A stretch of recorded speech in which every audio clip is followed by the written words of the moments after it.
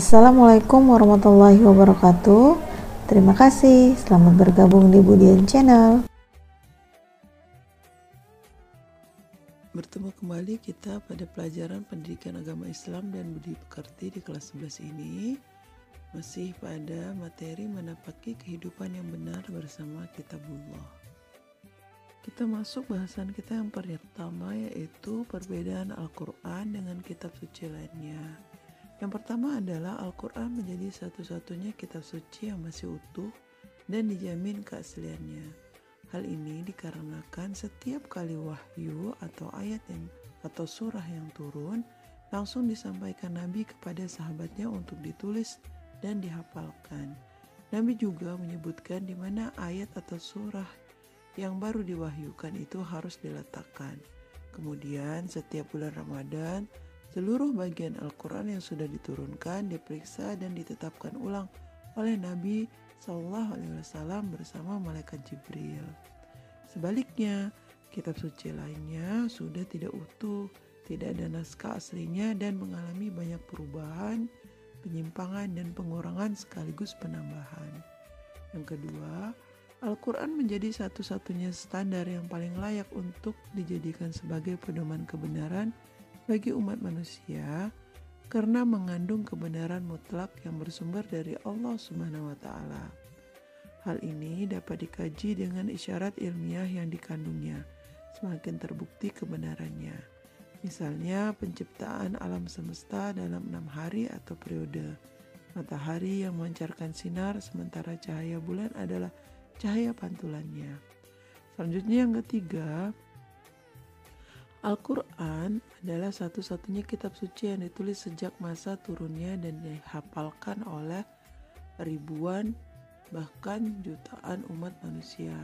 Sedangkan selanjutnya adalah mushaf dan suhuf. Untuk kitab yang lain tidak dilakukan hal yang sama. Dapat dibagi menjadi dua jenis. Yang pertama suhuf. Suhuf berasal dari kata syahafa atau menulis. Suhuf adalah dalam bentuk tunggalnya adalah syahifa, berarti lembaran yang tertulis atau sesuatu yang dibentangkan. Sepenggal kalimat yang ditulis dalam material seperti kertas, kulit, daun, atau media lain. Suhuf terdiri dari beberapa lembaran. Isi suhuf terdiri atas susunan ayat di dalam surah. Tetapi lembaran-lembaran yang belumlah tersusun secara rapi tidak dibundel menjadi satu isi. Sedangkan mushaf atau kata mushaf jamaknya adalah masahif, berarti kumpulan-kumpulan suhuf yang dibundel menjadi satu. Mushaf pada saat ini memiliki arti lembaran-lembaran yang dikumpulkan di dalam Al-Quran yang telah dikoleksikan di masa Utsman bin Affan. Selanjutnya, pada saat itu setiap ayat di dalam surah telah disusun dengan rapi. Itulah sebabnya umat Islam menyebut setiap duplikat Al-Quran yang memiliki keteraturan setiap ayat dan surah disebut mushaf. Ingin sukses dan berhasil, tetapi tidak semua berhasil menggapainya disebabkan untuk menempuh jalan-jalan yang sudah dibentangkan Allah itu adalah jalan agama yang tentu termasuk dalam sudah dijelaskan dalam kitab Allah.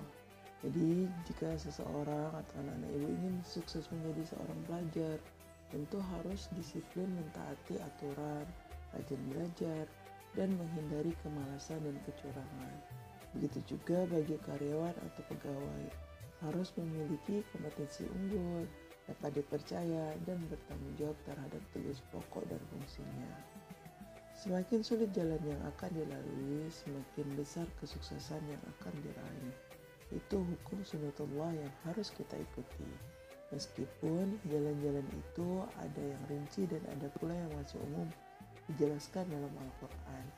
Semua itu sudah dibentangkan Allah Subhanahu wa Ta'ala melalui kitabullah untuk dijadikan petunjuk dalam Bismillahirrahmanirrahim. Bismillahirrahmanirrahim. Inna hadzal qur'ana yahdi lillati hiya aqwamu wa yubashshirul mu'minin allazina ya'maluna as-solihati anna lahum ajran kabira. Artinya, sesungguhnya Al-Quran ini memberikan petunjuk kepada jalan yang paling lurus dan memberi kabar gembira kepada orang-orang mukmin yang mengerjakan amal soleh, bahwa bagi mereka ada pahala yang besar. Quran Surah Al-Isra surah Fungsi kitab Allah dapat dibuktikan dalam kehidupan. Berikut ini ada beberapa teladan para sahabat yang dapat dijadikan contoh. Yang pertama, meyakini dan mengimani secara mendalam aspek akidah yang tertera dalam kitab Allah. Kedua, mematuhi segala perintah dan larangannya serta mempraktekkan dalam kehidupan sehari-hari, baik dalam kehidupan pribadi maupun bermasyarakat. Yang ketiga, setiap waktu selalu melakukan muhasabah atau introspeksi diri. Misalnya setiap kali membaca satu ayat atau beberapa ayat Al-Quran, apakah sudah melaksanakan isi kandungan ayat-ayat tersebut atau mengabaikan tuntutan-tuntutan dan hak-hak yang terdapat di dalam ayatnya. Jadi dapat diperhatikan dalam Quran Surah Al-A'raf surah ke-7 ayat 146 dan Quran Surah Muhammad surah ke-47. Sekianlah pembahasan ayat kita kali ini. Mohon maaf apabila masih terdapat banyak kekurangan. Semoga bermanfaat. Jazakallahu khair. Assalamualaikum warahmatullahi wabarakatuh.